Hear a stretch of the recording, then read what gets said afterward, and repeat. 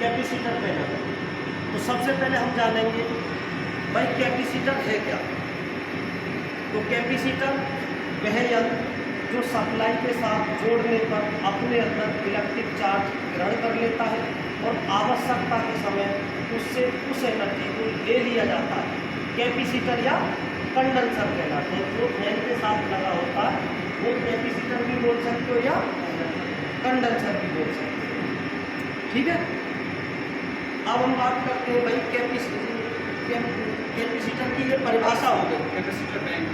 अब हम बात करते हैं कैपेसिटर बैंक क्या है। तो भाई ये हमारा जो पूरा पैनल है कैपेसिटर पैनल है। हमने इसमें डिफरेंट रेटिंग के कैपेसिटर बैंक लगाए हुए हैं। जैसे ये क्या, ये एक अलग पैनल है, ये एक अलग पैनल है। इसकी जो रेटिंग होती है वो किस में होती है? KVR में। Very good. तो ये हमने क्या है भाई, ये इस टाइप से क्यों लगाए हुए हैं? सबसे पहले ये जानो भाई, हम कैपेसिटर पैनल जो लगाते हैं वो किस हिसाब से लगाते हैं। तो मित्र, कैपेसिटर पैनल को हम ट्रांसफॉर्मर के 33% पर लगाते हैं। कितना? ट्रांसफॉर्मर पे हमने भाई जो हमारा सेंसिंग लोड है, ट्रांसफॉर्मर पर 100 एम्पीयर लोड चलना हमारा। कैपेसिटर पैनल कितने का लगाए? 33 kVR का। ट्रांसफॉर्मर पर 200 एम्पीयर लोड रखना तो कितने का? 66 kVR का। तो समझ गए, ट्रांसफॉर्मर पर जो भी लोड होगा उसके अकॉर्डिंग हम 33% पर कैपेसिटर में। इम्पोर्टेंट पॉइंट, कहीं भी जाओगे तो पूछेगा कितना लोड पे लगाते हैं। ठीक है, सपोज करो कि कोई सा मतलब ये ट्रांसफार्मर है या डीसी, सपोज करो कि डीसी है, कितना केवी का डीपी है, उसके कितना परसेंटेज किया जाता है। हाँ, वैसे ही इसका भी है। ठीक है, आगे। ठीक है, तो कैपेसिटर तो सभी लोगों ने देखा है। तो सेम उसी लोड को मैनेज करने के लिए जो ट्रांसफॉर्म, भाई देखो परमानेंटली यहाँ कोई बंदा ये तो देखेगा नहीं। सबसे पहले ये समझो भाई, पावर का जो सप्लाई का जो पावर फैक्टर है वो कितना होता है, कौन बताएगा?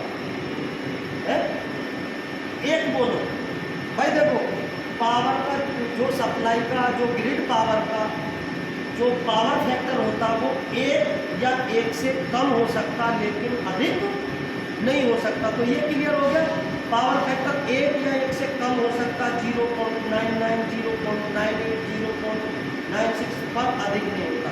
पता चल गया हमें भाई, 1 से अधिक नहीं होता, कम हो सकता है। ठीक है, अब हम बात करते हैं भाई इस पावर फैक्टर को हम मैनेज ना करें तो क्या दिक्कत होगी। जो पावर फैक्टर 1 है इसको मैनेज नहीं करेंगे तो क्या होगा भाई, हमारे लॉसेस बढ़ जाएंगे। और जो NPCL या UPPCL से जो हमने सप्लाई ले रखी है, हमें कुछ एक्स्ट्रा डेबिट भी पड़ जाता है पावर फैक्टर मैनेज ना करने से। और बता दो, जो हमारे मेन सोर्स जहाँ से हमारा सप्लाई, जैसे इन्होंने क्या बोला, NPCL, UPPCL। ठीक है, उसको क्या बोलते हैं? NPCL का मतलब हो गया Noida power company limited. UPPCL Uttar Pradesh power corporation limited. जो मेन सोर्स उसके यहाँ से हम लेते हैं। ठीक है, मेन सोर्स हो गया। कई बार क्लाइंट आपको मेन सोर्स के नाम से बोलेगा। ठीक है, तो ये कन्फ्यूज नहीं होना है। ठीक है, आपको बोलना कि सर जो मेन सोर्स होता है यार, आपसे पूछ लेगा वहाँ पे, आप यहाँ पे काम कर रहे थे तो आपको मेन सोर्स का क्या है, ऑर्गेनाइजेशन का नाम क्या है, वो इस पर आते हैं। Please continue. अब हम समझेंगे भाई लो पावर फैक्टर से क्या क्या हानि होती है। लो पावर फैक्टर से क्या क्या हानि होती है भाई? करंट लॉसेस होगा, लाइन स्टार्टर स्विच इत्यादि जो हमारे लगे हुए हैं उन पर क्या होगा भाई। हमने जो कंडक्टर लगाया 10 HP की मोटर, उसके अकॉर्डिंग हमने कंडक्टर लगाया, तो इससे क्या होगा भाई, करंट ओवर जाएगा तो उससे हमारा इंसुलेशन हीट होगा, इक्विपमेंट का नुकसान होगा। और जितना हम पावर खपत कर रहे हैं उससे अधिक का हमें इलेक्ट्रिसिटी बिल देना होगा भाई। इक्विपमेंट लॉसेस होगा और हमें बिल भी अधिक देना होगा। अब हम बात करते हैं भाई, एक चीज़ और ऐड करूँगा, जैसे लॉसेस होता है, लॉसेस में भी कई टाइप के होते हैं। कोरोना लॉसेस होता है, हिस्टेरिसिस लॉसेस होता है, तो उसको भी आपको क्या करना है, ठीक कर देना। कितने प्रकार के लॉसेस होता है और हर एक इक्विपमेंट में अलग अलग प्रकार के लॉसेस होते हैं, तो उसका नाम दिया गया हुआ है। ठीक है, अब हम बात करते हैं भाई पावर अधिक जो सही पावर फैक्टर है या पावर फैक्टर 1 है उसके हमें क्या लाभ है। तो भाई उसके बारे में बात करें वोल्टेज स्थिरांक रहती है। वोल्टेज क्या होती है? स्थिरांक रहती है। जो हमारे लॉसेस होते हैं वो नहीं होते और इक्विपमेंट भी हमारे सेपरेट होते हैं। ये अधिक पावर फैक्टर के लाभ होते हैं। फैक्टर के लाभ क्या? वोल्टेज स्थिरांक रहेगी, लॉसेस ना के बराबर होंगे, है ना। और जो हमारे कंडक्टर हैं जिस हिसाब से हमने लगाए हुए उसमें उसी रेटिंग का करंट जाएगा, तो हमारे कोई कंडक्टर लॉसेस या कोई इंसुलेशन की डिग्री नहीं होगी। अब सबसे मेन जो समझने वाली बात है वो समझो भाई, ये जो पावर फैक्टर एक जो हमें मेंटेन करना है वो किसके द्वारा मेंटेन करते हैं? तो इंटरव्यूअर पूछता है APFCR क्या होता है? APFCR रिले क्या होती है?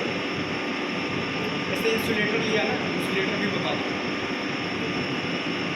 APFCR रिले क्या होती है? देखो इसलिए मैं यहाँ ला रहा था, ये जो हमारी रिले है, आप रात्रि में काम कर रहे हो, इसमें क्या लिख रहा है? APFCR रिले, यानी कि auto power factor control relay.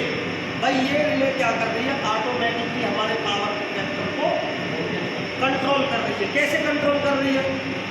जिस हिसाब से हमारे ये जो कैपेसिटर पैनल है, ये इसका नंबर है कि भाई ट्रांसफार्मर 1 का है या 2 का है, तो जितना ट्रांसफार्मर पर लोड चल रहा है उसी लोड के अकॉर्डिंग ये हमारी रिले जितने कैपेसिटर बैंक हमारे ऑन होंगे उन्हें ऑटोमेटिकली ऑन कराती है, और यदि पावर फैक्टर हमारा मेंटेन है तो ऑटोमेटिकली ये ऑफ कराती है। आप लोग थोड़ी करते हो ऑटोमेटिकली, तो ये सब कमाल है हमारा APFCR मिलेगा। A का मतलब ऑटो, P का मतलब पावर, F का मतलब फैक्टर, C का मतलब कंट्रोल, R का मतलब relay. Auto power factor control relay, तो ये हमारे पावर फैक्टर को अभी देखो 0.99 दिखा रहा था, ऑटोमेटिकली मैनेज करती है। तो ये मेन जो कैपेसिटर से रिलेटेड यही ज़्यादा चीज़ें पूछी जाती है। और बाकी भाई सेफ्टी की बात करें तो कैपेसिटर आप मार्केट से परचेज करते हो तो दुकानदार क्या आपको एक बार सॉकेट में लगाता है कैपेसिटर के दोनों वायर लगाने के बाद उसको शॉर्ट करके दिखाता है, तो इस बार होता है ना। ये क्या होता है? जैसी पावर के साथ लगाया तो वो क्या चार्ज हो जाता है, तो भाई वो तो रेटिंग में कम है। और जो ये 50 kVR 100 kVR जो बड़ी बड़ी रेटिंग के कैपेसिटर है, भाई इनको कभी आप काम करो तो डायरेक्टली काम नहीं करना। जैसे मैंने परिभाषा में बताया था कि ये अपने अंदर चार्ज ग्रहण कर लेते हैं, और आपने किसी कैपेसिटर को डायरेक्टली आपने देखा उस पर हाथ लगा दिया तो आपको बहुत जोखिम हो सकता है, झटका बहुत तगड़ा लगेगा, क्योंकि वो चार्ज हो गया। उसको डिस्चार्ज करके ही आपको कोई कार्य करना चाहिए, थिम्बल रिप्लेस करना हो। कई बार आपने देखा होगा गर्मी के मौसम में कैपेसिटर के जो थिम्बल होते हैं, थिम्बल के पास से इंसुलेशन हीट हो जाता है, तो ऐसे कभी भी काम करो कैपेसिटर को उसको डिस्चार्ज कर दो, ठीक है। इस तरह से कैपेसिटर का एक तरह से ये भाई कैपेसिटर क्या है, परिभाषा क्या है, कैपेसिटर बैंक क्या है, APFCR रिले क्या है, और सप्लाई का पावर फैक्टर कितना होता है, वो क्लियर हो गया। ये क्लियर हो गया भाई कैपेसिटर बैंक को हम किस रेटिंग से लगाते हैं, किस हिसाब से लगाते हैं, तो ट्रांसफार्मर के 33%, ठीक है। बात भाई हमारा ये पूरा जो LT पैनल है, बस बात क्या है? देखो केबल समझते हो, वायर समझते हो, वायर क्या है? 1 mm 1.5 mm 2.5 mm वायर होता है, पतला होता है, पता ना। केबल क्या होती है? जिसमें भाई एक से अधिक कंडक्टर की संख्या होती है, 3 कोर 4 कोर 2 कोर, तो वो क्या कहलाती है? केबल। अब हम बात करते हैं बस बार। व्हाट इज द बस बार? भाई बस बार क्या है? सेम करंट को हमें देखो पैनल में हमने केबल ला के लगाई है, केबलों को हम इस ACB ब्रेकर में कनेक्ट करेंगे। पोल का हमने ब्रेकर मान लिया RYB और न्यूट्रल, केबल लाकर हम कनेक्ट करेंगे, दिक्कत होगी ना। और हमारी जो केबलों की संख्या होगी 400 स्क्वायर mm 600 स्क्वायर mm, बड़ी बड़ी केबल लगानी पड़ेगी, उससे हमें इस पैनल के साइज को भी बढ़ाना पड़ेगा। भाई बस बार में और केबल में यही अंतर है, बस बार सेम करंट को और वो जैसे आप देख रहे हो हमारे पास ये जो बस बार जा रहा है, ये कौन सा स्मार्ट बस बार है, सैंडविच टाइप का बस बार है। और आप अगर किसी कंपनी में देखोगे तो बस बार का पूरी डक्ट बना के उसके अंदर बस बार जाता है। ये जो बस बार है ये सैंडविच बस बार है, इसके अंदर भी आपके तीनों फेस रिपीटर जा रहे हैं। ऐसे ही हम इसकी बात करें तो बस बार के द्वारा क्या होता है, हम अधिक करंट प्रयोग कर सकते हैं और एरिया की बचत होती है। ऑल्सो मेंशन वोल्टेज, हाँ, वोल्टेज सब वोल्टेज। अच्छा, अभी जैसे हम बस बार की बात करें तो इसमें हमारे पूरे ऊपर पैनल में क्या है, बस बार दे रखा है, पीछे क्या बस बार दे रखा है, और वहाँ से तो हमने डिस्ट्रीब्यूशन किया, डिस्ट्रीब्यूशन केबल के द्वारा किया है। कई बार आपने देखा होगा कि भाई एक ही फेस के लिए, एक ही फेस के लिए अभी आप डीजी कवर खोलोगे, 8 फेस गया, उससे कई केबल कनेक्ट करिए, और वही बस बार एक सिंगल 8 फेस के लिए, सिंगल पी के लिए, वाई के लिए, तो ये रेटिंग का चल बस बात चाबी अपने पास है, व्हाट इज द बस बात चाबी पीछे से